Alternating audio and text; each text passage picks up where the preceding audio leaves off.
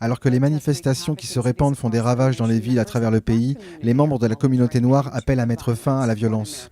Pearson Sharp nous en dit plus. Alors que les émeutes et les protestations font rage à travers les États-Unis, le coût continue de grimper et ce sont les Noirs américains qui en paient le prix. Jusqu'à présent, au moins 4 hommes noirs et une femme ont été tués dans des émeutes qui sont censées aider les Noirs. Les victimes incluent Dave Patrick Underwood, un officier fédéral qui a été tué lors d'émeutes à Oakland, alors qu'il essayait de maintenir la paix. Une autre victime de la violence est David Dorn, un capitaine de police à la retraite de 77 ans de Saint-Louis du Missouri. Dorn a été tué par balle, alors qu'il tentait d'arrêter des pillards ayant fait irruption chez un prêteur sur gage. Mary Kelly, une Italienne de 22 ans, était juste une passante innocente tuée au hasard par des tirs aux abords d'une manifestation dans l'Iowa. Voici David McCaddy. Il s'est fait tirer dessus et tué après une manifestation ayant tourné à la violence à Louisville dans le Kentucky. Voici Chris Beatty, un agent immobilier de 38 ans de l'Indiana qui s'est fait tirer dessus et tué par des émeutiers en train de cambrioler un magasin. Et ce ne sont que les histoires dont nous sommes au courant. Donc qui en souffre le plus? Qui ces manifestations aident-elles réellement? Car ce ne sont clairement pas les membres de la communauté noire. Vous savez ce qui me dérange? Vous dites Black Lives Matter. Je travaille ici à temps partiel. Et en plus, je suis copropriétaire de cette boutique. Vous dites Black Lives Matter. Pourquoi vous m'étranglez pas? Je suis noir. Regardez ce que vous avez fait à mon magasin. Non. Regardez ce que vous avez fait à mon magasin. Dites-moi, Black Lives Matter. Ils mentent. Vous vouliez piller le magasin. Vous aviez besoin d'argent. Trouvez un boulot, comme moi j'ai fait. Arrêtez de voler. C'est notre quartier. On essaie de s'élever et vous nous ramenez vers le bas. Comment ça s'est passé la nuit dernière? Effrayant.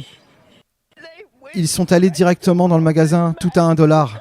Et dans chaque magasin où j'ai l'habitude d'aller ici. Je n'ai nulle part où aller maintenant. Je n'ai aucun moyen de m'y rendre car les bus ne fonctionnent plus.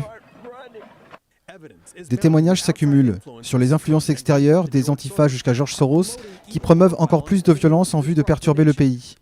Mais de plus en plus de Noirs américains se rendent compte que des mouvements comme le Black Lives Matter ne plaident pas leur cause et qu'ils ne l'ont jamais fait.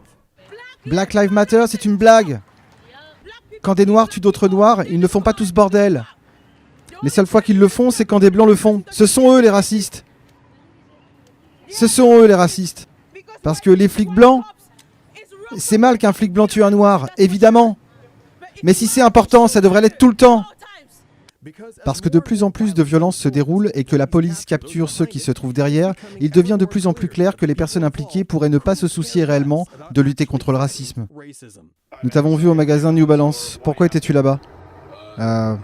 Pour être honnête, tout ce qu'on cherchait, c'était à faire de l'argent, avoir de l'argent. C'est l'explication que je vois. On cherchait juste à avoir de l'argent. Juste ici pour l'argent? Oui, plutôt. Est-ce que ça a à voir avec ce qui s'est passé dans le Minnesota? C'est un petit peu à voir avec ça, mais pas vraiment. Je suis là pour l'argent.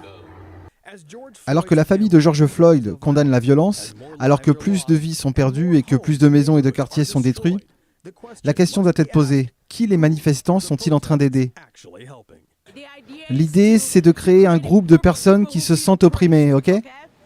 Parce que plus ils se sentent opprimés, plus ils vont chercher une sorte d'égalisation.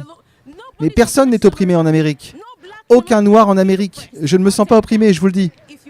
Si vous êtes motivé, si vous voulez accomplir ce que vous voulez accomplir, c'est le pays de la liberté.